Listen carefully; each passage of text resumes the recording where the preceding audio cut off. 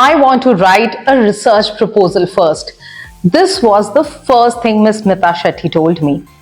While most PhD aspirants try to delay or avoid writing the research proposal, Smitha was clear from day one. She knew that the proposal is the backbone of a successful PhD. She didn't just acknowledge the challenge, she took it head on. At that moment, I knew that Smitha is going to make ZPTC proud. And of course, she did. A mother of two, a full-time working professional, and now in her second year of a part-time PhD at IIT Jodhpur, Smitha has defied the odds at every step. Currently the CEO of Catalyst for Social Action, she has led impactful roles across organizations like the TNS India Foundation, Udaan India Foundation, SNEHA, Dasra, Nomura, and even Lehman Brothers. With an MBA in finance from Zicklin School of Business and a background in biomedical engineering, her expertise spans finance, strategy, data analysis, and social impact. Her journey is one of resilience, ambition, and an unshakable commitment to learning. Today, we'll explore how she balances a high-stake career, family life, and a rigorous demands of a PhD. What keeps her going and how she navigates challenges, and what advice she has for those considering the path of PhD. So welcome to the podcast, Smitha. Hello, Smitha. How are you? Fine. Thank you, Ritika. So nice to see you after a long time. Same here, same here. Remembering the days when we had our sessions for PhD. And how have you been? I know you are very busy. I can see that you've joined a new role, I guess, also as the CEO. So you've been and PhD and the family. So you've been really busy. But it's so nice to see you shining in all your roles.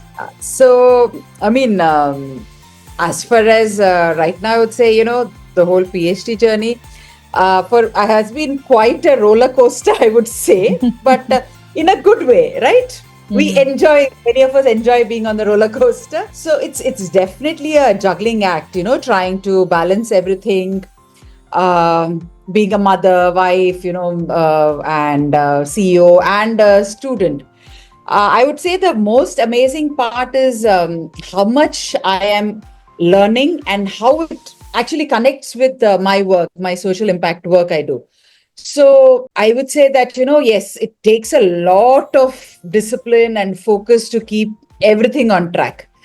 And, there have been times when I've said, what the hell was I thinking? Why did I sign up for this? There have been times.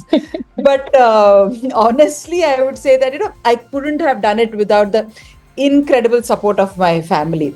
My kids and my husband have been super understanding, and I would definitely say, my husband has been my biggest cheerleader, which is so important. So I would say that, finding that person who's your constant rock is key, because there is only, so much you can handle, and sometimes you just need somebody just to vent it out, or, just to be there to say, just to remind you, like I said, when I feel like, what the hell, what I've gotten myself into, he's there to tell me, this is why. This is the conversation. Why? Even I want to know that why once again. And I'm sure the audience who's listening to this podcast, they want to know the why. You had been a successful working professional. You worked with great companies, including Lehman Brothers. And then why did you think about a PhD at this point of time? So as I have been going through my journey, so, earlier I come from a corporate life of 15 years. I was with Lehman Brothers, on the investment banking side, working with traders. And then moving on to the social sector, constantly I understood the value of data. So data, as per me, it's like the new oil or the new gold. So keeping that, so for me, the big turning point actually was this deep desire that I had, that I have to contribute more meaningfully to my work through solid research, which is to do that, that data to actually interpret it. So I realized the importance of data interpretation, that really strong evidence is what creates lasting change. And I wanted to go beyond just, implementing things, implementing the interventions as part of my organization, and actually add to what we know. As you said, it was for me, it was important that I be able to translate into, whatever the data is there, translate it into, to show the impact that we are making, and also at the same time to improve upon our work. And research, analyzing the data, understanding what it actually means, gaining insightful output from it is very important. So yeah, here I would definitely stress that it's important to have an objective, Ritika, of to do a how is PhD. PhD going to make a better you? You. Because Okay, otherwise, without a goal, it's just difficult to sustain. I think one of the most common questions asked in a PhD interview is why a PhD? And it's very important that the students, before embarking on this journey, know the answer to this question. Why do you want to do it? What is your ultimate goal? What is your ultimate objective of doing a PhD? So, and you were very rightly said, data is next. World is going to fight based on data. Data would be the next gold or the next most lethal weapon countries are going to have. So you've worked on your PhD for almost 2 years and you're simultaneously working. How do you think your PhD is helping you in your work? Is it helping you in your work, or are these two absolutely different things? No. So Ritika, it's been a really, I would say, cool back and forth. So my PhD research is already making me think more analytically and approach problem solving in a more structured way, especially as a CEO of Catalyst for Social Action. So, for example, at CSA, it's short for Catalyst for Social Action, we are dedicated to transforming the lives of, children in institutional care. So my academic work helps me dig deeper into data and theory, which I can use to make better decisions, for my organization's impact. And also another, aspect is, see, as I build my organization further, increasing the span of our work, we also, I explore research collaborations with university, with various universities. Yeah. Wow. And thing is, my research study helps me, be a better contributor by bringing both the practical experience and the academic rigor to the table. So for me, it's not like, bring in a research partner and I don't know what's happening. I'm able to be an equal contributor to it. So it helps me ask, the right questions and understand what the practical implications could be. So that's how, on the other side, my experience in the social sector helps give the research a very real world lens, which unfortunately many a times, when I'm interacting with some of my peers, as part of at IIT, I find that, that lack of exposure to the practical applications. So I am able to bring that. So that is my special value add that I am doing. So, it's great to see academic inquiry, especially, in these various ways, can actually directly benefit my organization. And in effect, my programs, my intervention, which are the children that we work with. What has been the most surprising or unexpected learning from your PhD? Anything in particular that you remember or you would like to quote? So, few things. When I was going into it, though I said, it's going to add value to myself. Actually, it only hit me later that, how much of this in the 2 years, it's been a lot of personal growth, not just, academically knowing what an SLR is or, how to come up with a research proposal, what research questions. And it's definitely built my resilience, is what I would say, Ritika. And I actually have been quite impressed by the support that I get, from the academic community, the support from IIT Jodhpur, the faculty. And so one of the things that actually I find it a little amusing is most of my classmates, I think all of them, are like more than 20 years younger than me, easily. Is it? And Okay. most of my professors are also like more than 10 years younger than me. So, but it's good for the vibe that is created. Like I'll get to learn from very different viewpoints, different demographic, different backgrounds.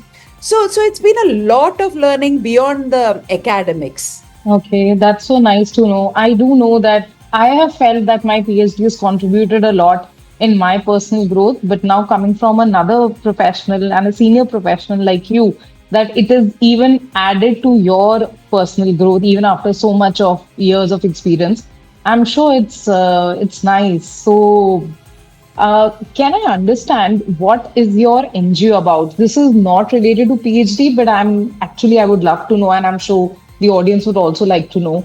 And if there is Yeah. anything where we all can help out. Sure, sure. So just to give you a quick overview, so typically when we think of children in need, what comes to mind is typically children from certain impoverished families, or kids of our maids, of our help, that. But this population of children that my organization, Catalyst for Social Action, works with is other children who are in the institutions, the childcare institutes. Now, who are these kids? So, Ritika, typically, like we hear a lot in the news, right? This child has been found abandoned at the railway station. Some child has been a victim of abuse. The police have picked them up. Have we ever thought what happens afterwards to this child? Right? For us, yes, the child has been taken by the police, and then what? So actually, these kids, all of these kids who are runaway, abandoned, they all, through the legal authorities, they go through something, they are protected under the Juvenile Justice Act. So all these children are identified, are presented before the Child Welfare Committee, and they are the ones who go to these childcare institutes, or homes, as I prefer calling them, because these are the homes for the children. That is the home for them. They do not know any other home. So this is a whole population of children which is invisible to all of us. So these kids are like tucked away. And currently, just to give you an idea, we have about just 4 lakh children just in these institutions across India. And these are the children that we say as they fall under the Children in Need of Care and Protection, which is CNCP for short. So we work with these children in these homes, wherein we take care of all their aspects that a family would do, because all these kids have no family. So these, like I said, these kids are the ones runaway, abandoned, victims of abuse. Kids who have not been adopted till the age of 6, they move into these homes because after that there is nobody to adopt them, where parents have been found unfit. For example, the parent has been imprisoned, the other parent is not alive, or parents are alcoholic, deemed unfit to take care of the child, and the child ends up in the institution. We work with them on all aspects, right from academic support to life skill building to providing mental health counseling, and as we would call it, extracurricular activities like, karate or art, dance, craft, all those things which we would think as extracurricular, but for these children, it's very, very essential, because these kids come from incredible trauma, Ritika. It's something unimaginable to us. And it's very Definitely, yes. important, that yes, these children be guided in the right way. and they are able to express themselves in a very a safe environment and channel their energies well.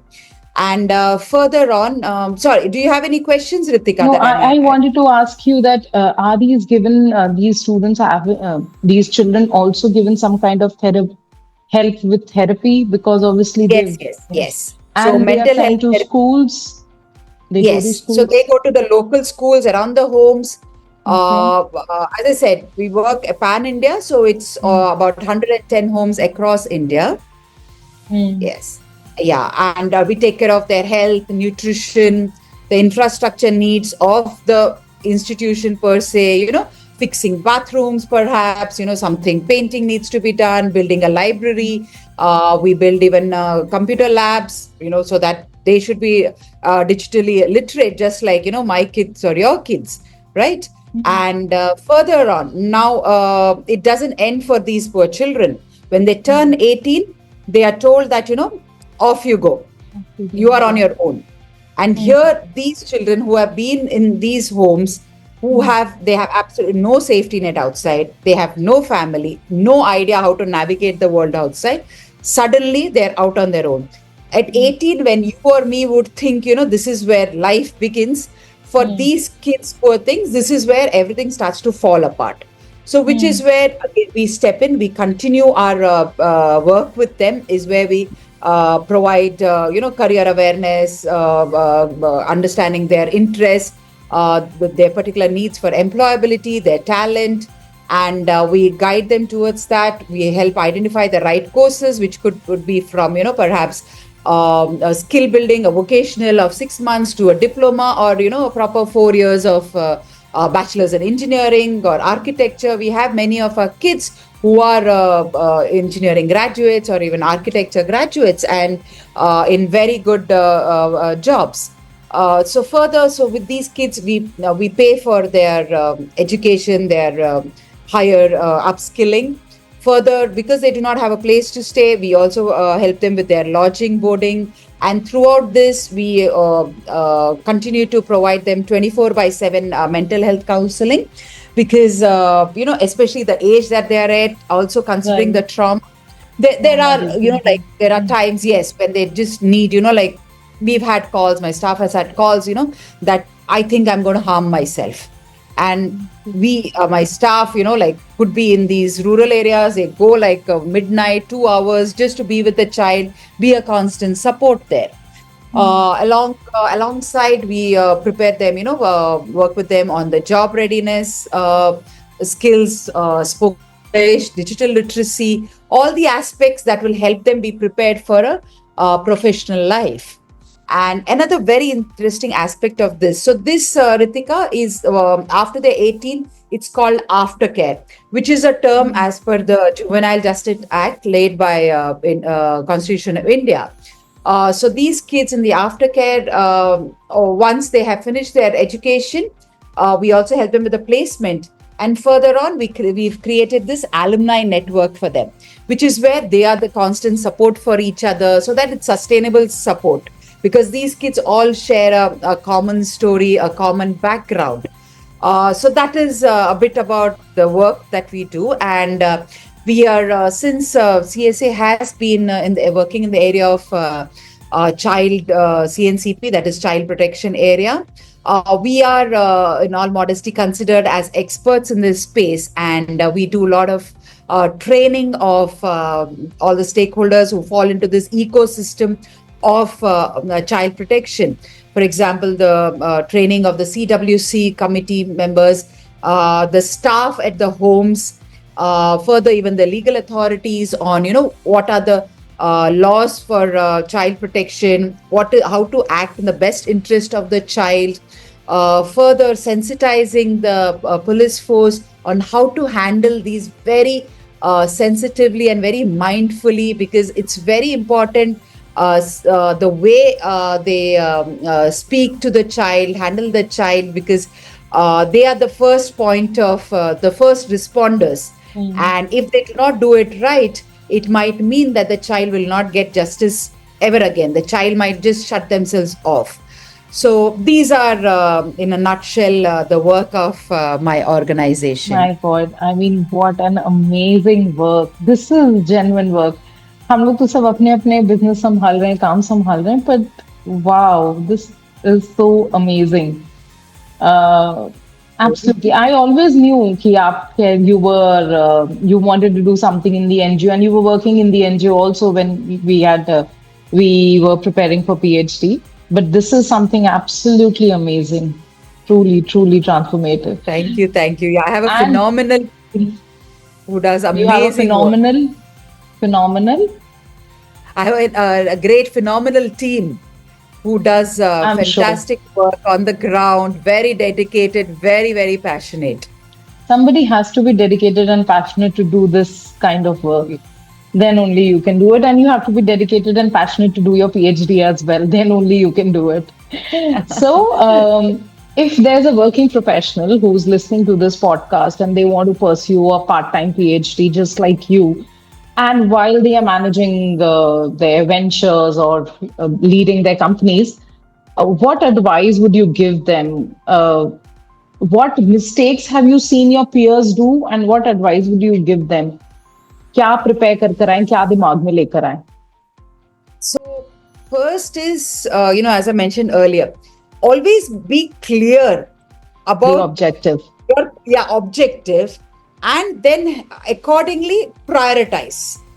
So, Okay. and yes, and through the course of the year, sometimes some things could take bit of like the higher priority. So for me, for example, the time of the year, like financial end of the year is when I'm needed the most at work, right? So what I did was, I knew it beforehand that this is going to happen. So my case study requirements are right up. So I made sure I just finish it much before that. So Okay. here I would say, like Plan planning. your work. Yeah, planning Yes. your work. Plan it well ahead, and time management. And you have to be very, very disciplined. And that is thing, like it self-discipline, because here nobody else can mind you, especially the age, like I am at. It's not like, I'm going to listen to anybody else. For me, it is my self-discipline that will drive me. And, so time management, keeping in mind that it's a marathon, not a sprint. So space it out. This is something which I have heard one more of my, in one of my podcasts, somebody else has also mentioned the same line. Yeah, So I think I'll title the podcast like this only. Yeah. It's a marathon, not a sprint. Yeah, because it matters, right? I mean, because you have to make sure you are able to sustain the entire whatever 3-4 years or 5 years. And that sustaining that way, you have to lay out your plan, what comes one after the other. So for me, it has that has been helpful, knowing, okay, what is to be done next and when does it have to be done. And I planned it accordingly because, as I said, other than work and PhD study, I'm a mother of 2 kids. So family also is there, like I can't ignore that aspect. So there are times when, during family vacations or kids' exams, when they might need me. So it just helps planning way ahead for me. I would say, just don't be afraid to ask for help when you need it. Constantly keep speaking to your guide.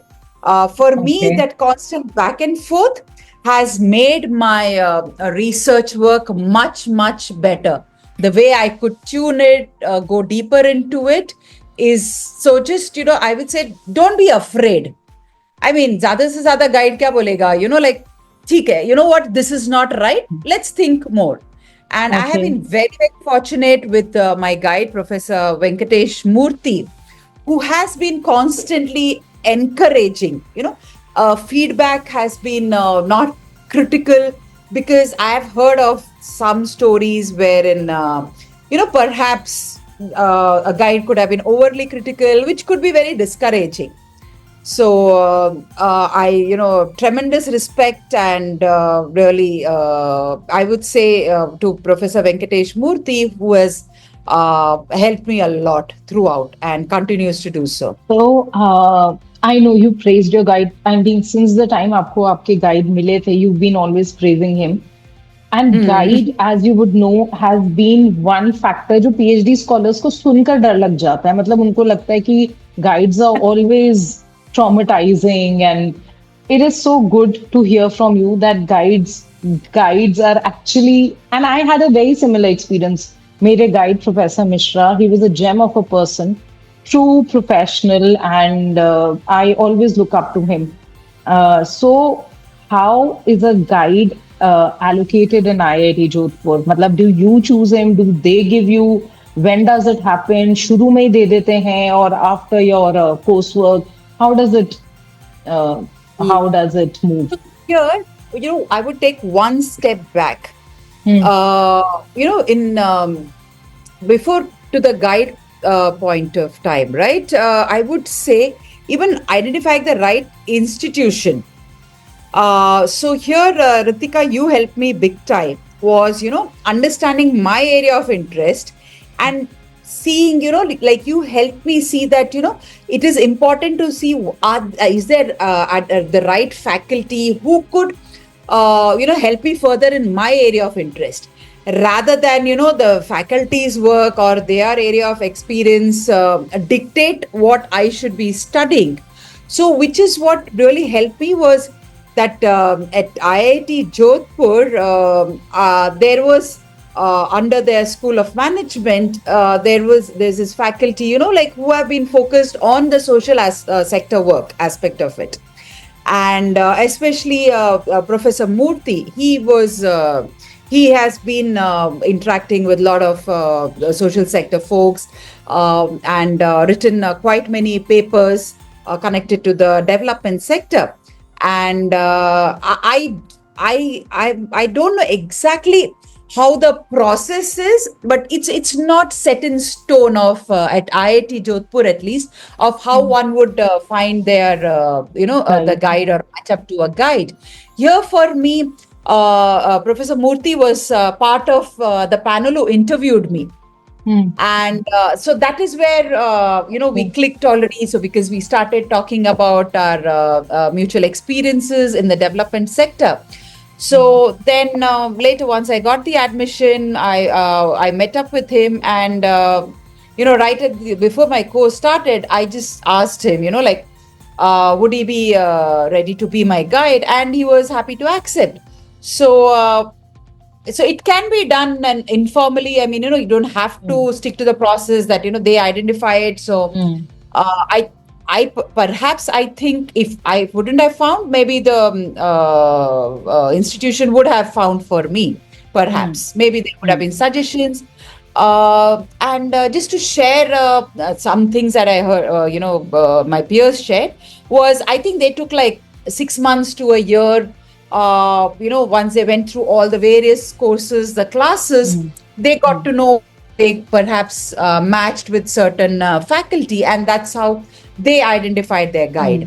For me, fortunately, I was able to identify much earlier, and that helped me kind of get a head start. So you had mentioned earlier in the podcast that your husband is your rock, and he's the one who motivates you whenever you feel कि यार ये क्या कहाँ क्यों शुरू करी मैंने ये journey. And every PhD scholar goes through it. So anybody watching this podcast, please परेशान मत होना. All of us go through it. जैसे शादी कर कर बोलते हैं ना एक बार ये शादी क्यों करी. So in a similar manner, we also say why, what were we thinking when we embarked on this journey. However, besides your husband, anybody else, you have a superb guide and your husband, anybody else or any other secret sauce which you would like to share with the listeners out here, what they can do if they feel overwhelmed with their journey?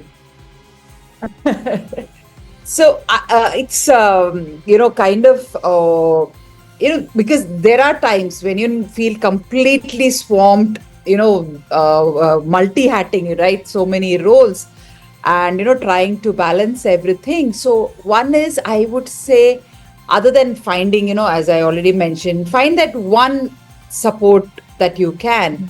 But at the same time, it's not that you have at that point of time that all of the things you have to manage equally. So which is where I kind of, that planning again, that I don't think at the same point of time you can be the best at all aspects. Okay. So there are times, when I'm paying attention to my coursework, because in the first year, the exams, the course timings, the submissions, that was a tough part, I would say. The first year was pretty intense. It took a toll on me. But that is where kind of, I had to bank on my support system here, my husband, my kids, to say that, okay, this is a time that, I really can't chip in with anything else.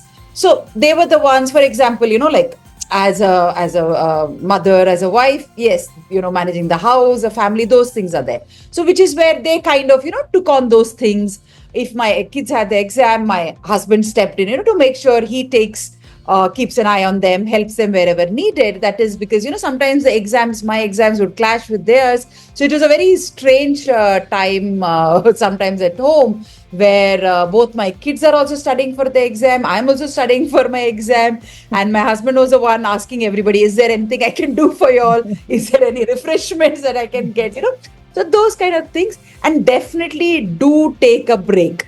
So like you're planning your, whatever you work, your coursework, exams, family time, plan your break time also. Okay. And celebrate the small victories. So in our case, it's like, every time I cleared an exam, any particular subject, our thing was at home was we order pizza that night.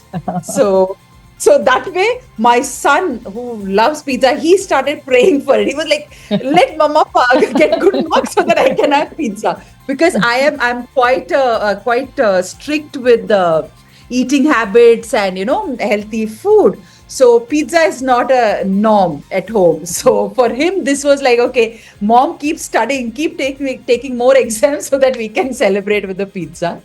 So yeah, celebrate the small now things. They don't disturb you when you are studying because he wants a pizza. Mama is studying, let her study, she needs to come first. Yes. So he is more eager about my results. Okay, pizza milega ki nahi? Yeah. That's so sweet. Celebrate small victories and take a break. I believe you've gone for a vacation when we had started talking about this podcast. You were on a vacation. So that was the break time? I'm sorry, when, Ritika? I think a few months back when we spoke, you were traveling. So that was the break. Typically, the vacation that I take is during, was this in the summer? But maybe, during the December, is it time? I don't remember. Yeah, we spoke and I know you were traveling, so must be the break from your PhD. Yeah. This a week long, during the kids' holidays and take some time off from work too. Yes. Okay.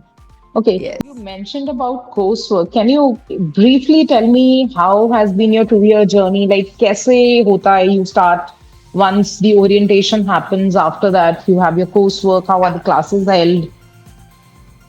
Yeah. So I would say, it's typical of any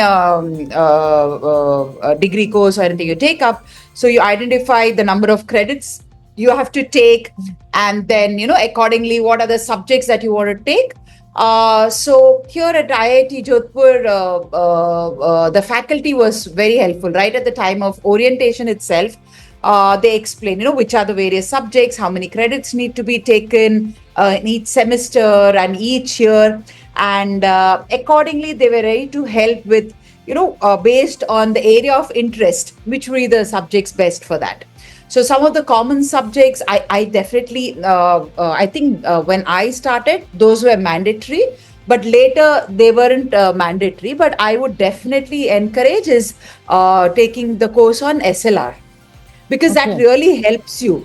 because That is otherwise, systematic literature review. yes, yes, systematic literature review. There were these others on quantitative research, qualitative research. Okay. So those are the subjects I definitely would encourage one to take. And so it was, I think, in each semester I had to take about, I think, four subjects. Okay. I'm sorry, I'm not able to recollect fully. Okay. Um, But classes yeah, were on weekdays or on weekends? some on weekdays and weekends too. So weekdays Okay. may, evenings may, yeah. So that it it it was a bit quite a struggle, but somehow I managed through. And they were kind enough. There were some classes that were meant to be in the morning, and I requested the faculty, considering because I'm working full time too. So they were actually ready to abide by that. And many times the presentations, all those were on the weekend. So that definitely helped me manage both work and the study aspect of it. And so the first year is anyways coursework. It also includes some non-graded subjects like, on communication. Those communication is there. Then something else on intellectual property, those kind of licensing. So that those few non-graded subjects are there. Then post the first year. So first year is only the coursework. Post the first year, that is in third semester, it would be the right time to take the comprehensive exams. Okay. Comprehensive exams is mandatory for you to do your SOTA. So comprehensive exams, again, 3 papers, and it's a very different way of studying. This is fourth semester. No, comprehensive is in the third semester. Third semester. Okay. Yes, yes. And third That's semester. after 1.5 year. Yeah, after the first year. After the first year. In your third Yes, semester. Okay. Yes, After yeah. the first year. So in my third semester, I did my comprehensive exam. Comprehensive exam is again, they give you certain based on your books. entire coursework. Yeah, not exactly the coursework. It's a little different. So here, how it was there were quite many subjects for the comprehensive papers. One has to choose 3 out of them. Okay. And accordingly, so there was one strategic management, one was on the social entrepreneurship. So there are like about, I think there were some 8 such possible areas of interest.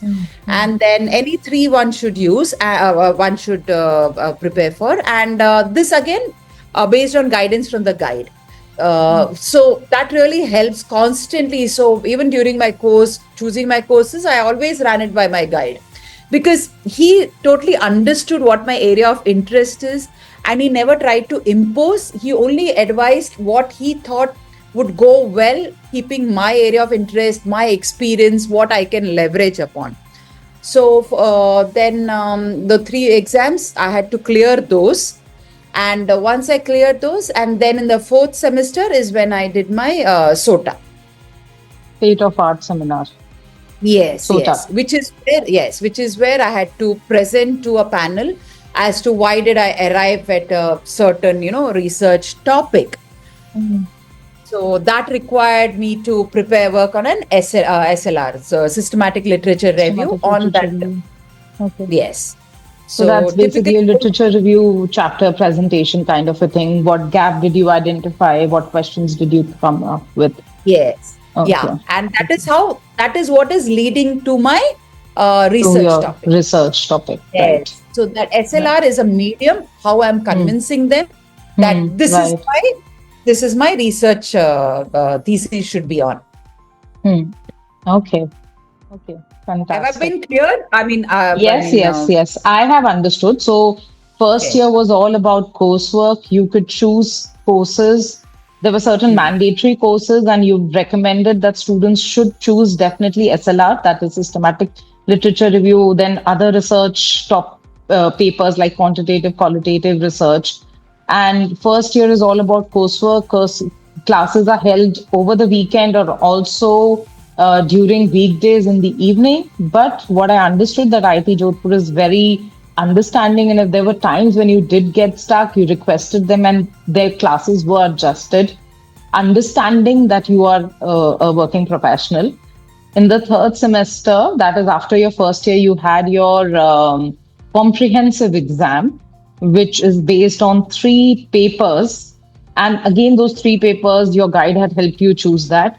And then again, finally, on the fourth semester, that's your second year, May, after you had your SOTA, that is the state of art presentation, which was based on your systematic literature review. Right? Yes, absolutely. Okay, that's wonderful. Thank you so much for this understanding.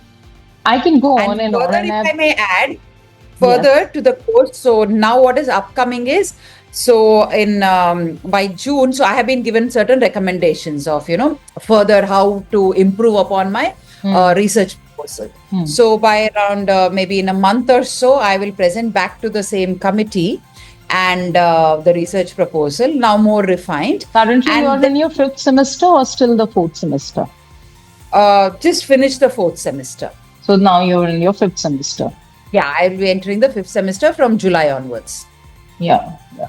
And as per my guide's expectations, here I tell that my guide's expectation, because I'm still not confident about it, is he believes that, starting from July, then, like 6 months is when he expects me to have my research thesis.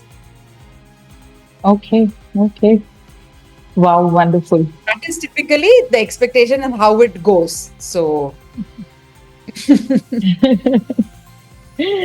Wow, what a journey you've been. It has been. You were very passionate. I mentioned this in the introduction also, that I still remember you had told me after the first session, once we've understood ki kaise topic dhoondte kya, that I want to write a research proposal. I said, are you sure? You said, yes, I know it is the difficult part and I want to do it and I want to finish it off.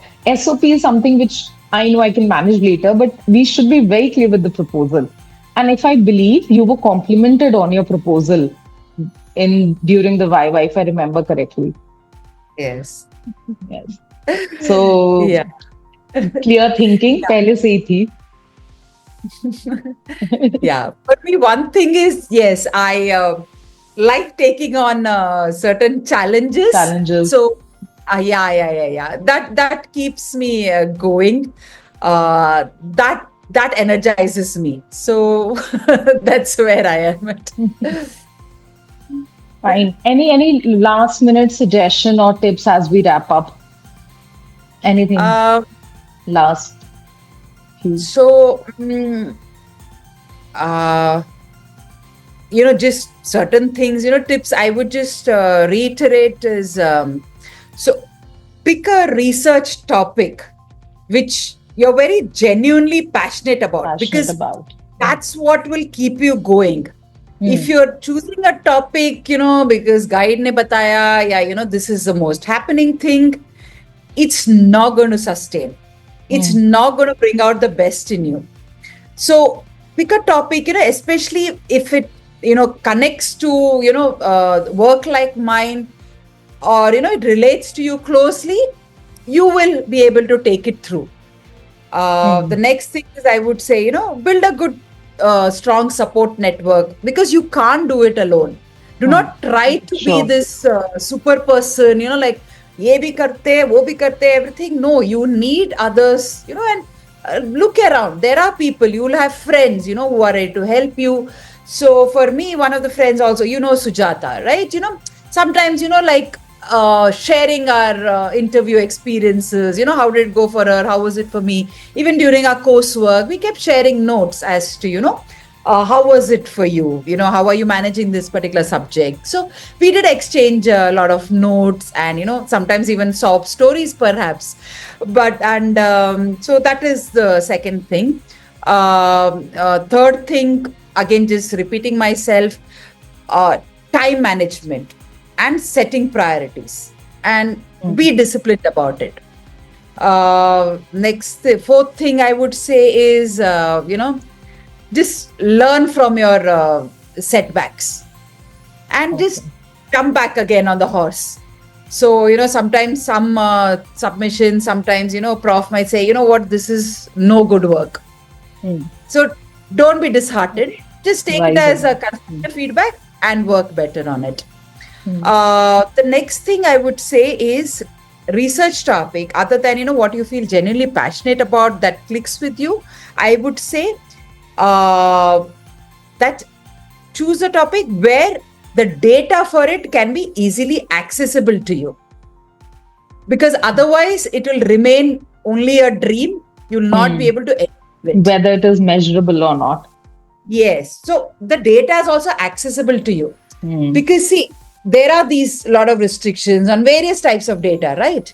Make sure that what you are going to study, whatever data required, you can reach out to such. It should be accessibility. Yeah. So, and finally, I think it's just always being open to learning, that, never believe that you are done, you know everything. So that is something I think it shouldn't be the attitude.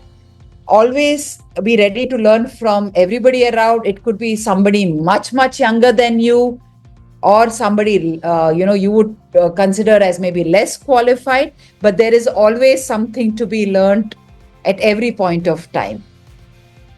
So yeah, that's my 2 cents. Wow. I have really enjoyed listening to you a lot. I can go on and on, but and one thing here, I don't think I did enough justice, so I had written down in my notes, is Ritika, the way you helped me out, because there was this lack of bandwidth, obviously, to see the requirements of each institution.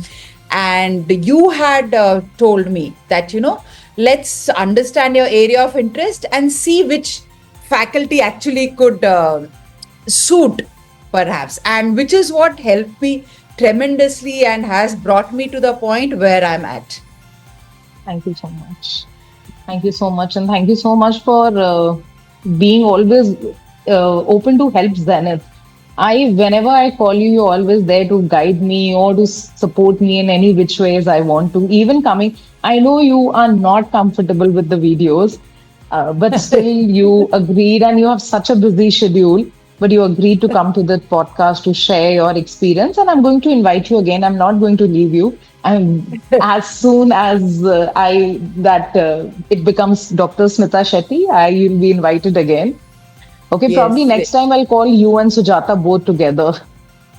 That will be a good podcast, a panel discussion, how has been the PhD journey. Okay. Absolutely. Yeah, always ready to find time for you, Ritika. So no worries about that. Thank you so much. Thank you so much once again for a wonderful session. And one thing which I would like to ask you, if it is possible, in case the listeners, they want to contribute towards the NGO in any which way, how can they reach you? Is there a website? Is there a number? Anything? Or Yes. Yeah. Thank you. I mean, any kind of help, any donations would be very much appreciated. Yes, on our website, there is a way to give. And in addition, we could hear, Ritika, if you don't mind, if you could share it when you put I'll up definitely do. I'll put a link. Yes, that would be most helpful. Yes. Anything which Zenith PhD can do to help such a noble cause, we'll be more than happy to do it. So you are doing a wonderful, wonderful job. God bless you for it. Thank you so much, Ritika. Yeah. And yes, just spread the word, because these children of ours, we are the only ones who can speak for them. Okay, Smitha, thank you so much. Great, Ritika. I always enjoy speaking with you. I'm sorry if sometimes, I'm not able to find as much as time I would like to for you. But that in no way means that I do not appreciate your work enough. You're doing phenomenal work, because this is the area where I couldn't have managed without somebody like you. And so we need you to, reach out to more who kind of, people like me who sometimes have to just put our dreams aside just because we do not have enough time to dig deeper or find out enough. So you came to my rescue at that point of time to make sure that, I do not drop this dream along the way. The pleasure was all mine. It's nice to have students like you, jinko guide karo, and you are so hardworking and passionate, and you reached where you reached. It was all your effort.